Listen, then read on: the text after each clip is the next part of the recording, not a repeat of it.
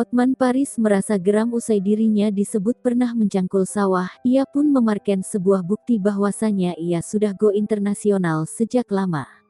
Pengacara kondang Hotman Paris Hutapea memang kerap memamerkan gaya hidupnya yang glamor. Suami dari Agustiane Marbun itu kerap memajang harta kekayaannya di media sosial. Mulai dari berlian, mobil, pakaian, hingga aksesoris lain yang mewah dan mahal. Namun sayang, meski hidupnya terkenal dengan kemewahan, rupanya masih ada orang-orang tak bertanggung jawab yang menuding Hotman Paris pernah hidup susah pada masanya. Mengetahui hal itu, Hotman Paris pun merasa geram.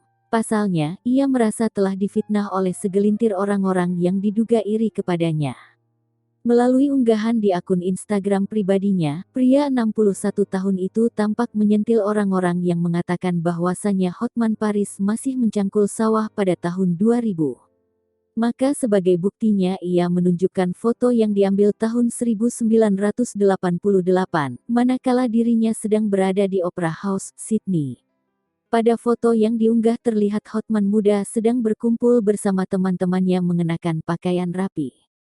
Potret tersebut sudah sangat lama dan dibuktikan dengan bagian album foto yang ikut terjepret terlihat menguning.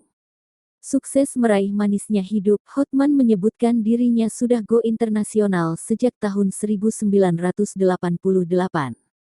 Hal itu ditunjukkan guna menyanggah tuduhan dirinya pernah mencangkul sawah.